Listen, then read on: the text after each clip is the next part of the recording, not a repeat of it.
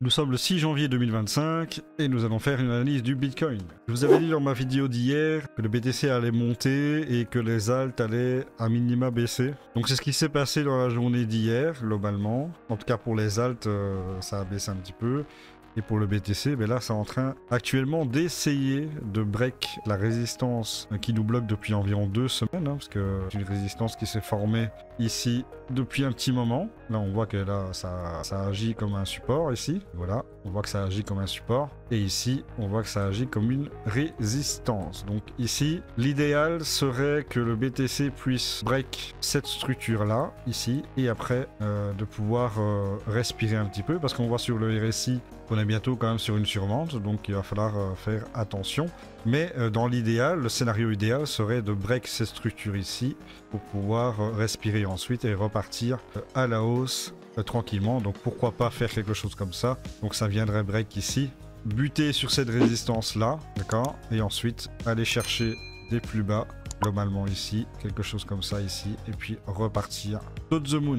Alors pourquoi? Parce que en fait ici on a un order block de vente, il est plutôt gênant, donc l'idéal serait de le break pour pouvoir respirer et donc aller chercher le bas du canal ici, puisque en gros il faudrait pas que ça pèse cette structure là, ici, il faudrait pas que ça aille en dessous, pour continuer la théorie de Dow et après hop, repartir to the moon. Donc ça c'est le scénario idéal. Le scénario pessimiste serait que ben là on commence à avoir un break ici, d'accord, et pas de pot, il reste 7h53 sur cette bougie de 16h, pas de pot, hop, crash, et en fait on revient chercher le bas du canal ici à vers les 96 000 pour repartir, ou bien on revient chercher le canal, on lisse et après on tape et on revient sur les 92 000, le gros support qui tient depuis le 26 novembre, donc ça fait quand même un paquet de temps que ce support tient. Donc globalement on range, définit un range, ici on a tenté de le péter, on a réintégré, ok, donc voilà, c'est le scénario que je vois. Alors le scénario le plus probable pour moi serait de break cette structure là, parce que je trouve qu'il est bien parti, il reste 7h52 sur cette bougie là, donc faut quand même faire attention, il peut se passer beaucoup de choses en 7 heures, mais en tout cas là pour l'instant on est vraiment pas mal et je pense qu'il irait globalement buter sur les 102 000 $ pour repartir à la baisse, chercher le bas du canal et pouvoir repartir. Ça c'est mon scénario que je pense probable. Après évidemment je n'ai pas de boule de cristal, donc je ne peux pas vous prédire l'avenir, mais en tout cas c'est ce que je vois comme pattern et on verra bien dans les jours à venir si j'ai raison ou tort.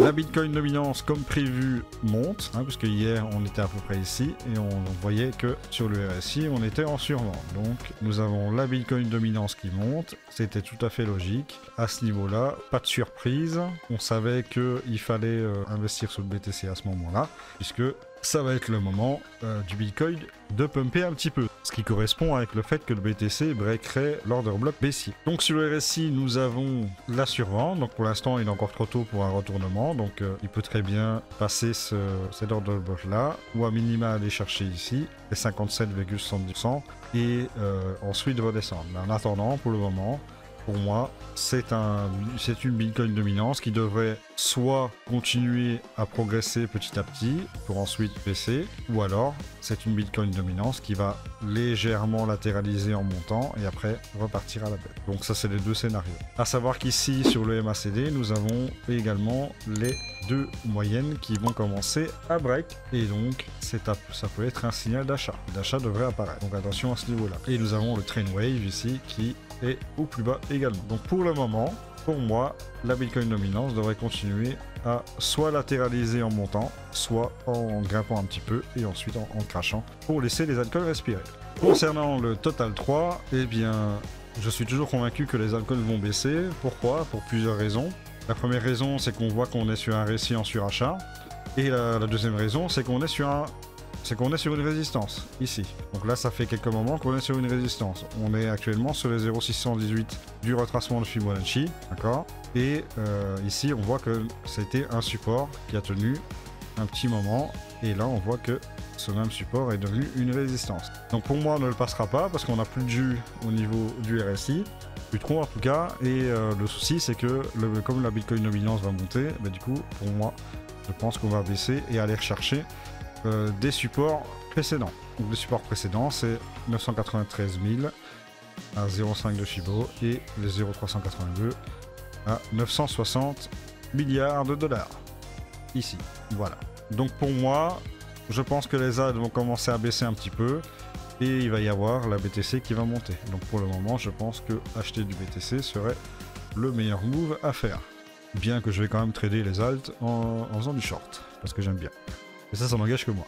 Je rappelle toujours que les vidéos que je fais ne sont pas des conseils en investissement. Donc voilà pour le total 3, il n'y a pas grand chose d'autre à dire. Il faut simplement laisser le temps faire son œuvre et on verra comment ça se passe. Au niveau des datas, nous avons le Green Index, Fear in Green Index qui est actuellement en extrême grid à 76. On est passé de 72 à 76, ok. Malgré quand même le fait qu'il y a un marché qui, entre guillemets, n'est pas extrêmement haussier, on va pas se mentir. C'est quand même assez étonnant, mais ok. 76 du coup. Retour donc de la macroéconomie. Jusqu'à 16h, nous avons les commandes à l'industrie, qui est en gros un indicateur de l'activité manufacturière. Donc si on a une hausse, ça veut dire que c'est un secteur en expansion et c'est bon pour les marchés.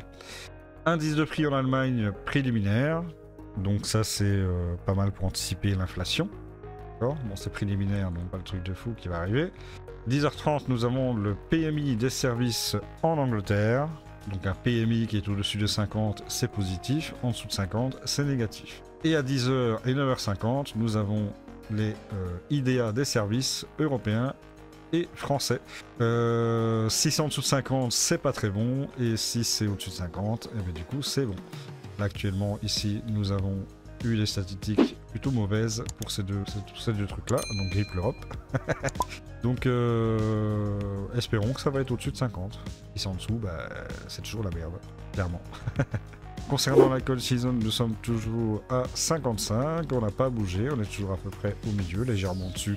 Vers l'alcool season. Donc pour moi, ça va continuer à baisser parce qu'on a vu que la Bitcoin dominance va monter et que les alcools devraient, selon moi, baisser. Donc du coup, on devrait avoir une alcool season qui va commencer à baisser un petit peu dans les prochains jours. Et nous avons le top 50 performance où le BTC est à peu près au milieu. Donc il y a quand même encore des cryptos qui surperforment le BTC dû à leur hausse fulgurante ces derniers temps. Donc même s'ils sont en baisse, ils restent quand même au-dessus du BTC, c'est tout à fait logique. Et nous avons toujours Kaspa qui est en négatif, mais qui reprend un petit peu des couleurs petit à petit. Donc c'est plutôt intéressant à ce niveau-là. Tao aussi. Et tous ces cryptos à droite sous-performent le BTC. A savoir donc qu'il n'y a pas d'émission de token aujourd'hui, donc inutile d'en parler. Donc j'en ai fini pour cette vidéo, merci à vous d'avoir regardé, je vous dis à la prochaine et n'hésitez pas à vous abonner, à liker, à commenter, à rejoindre mon Telegram et allez voir tous mes réseaux dans la description, tout y est inscrit. Voilà, on se retrouve pour une nouvelle vidéo, ciao à tous.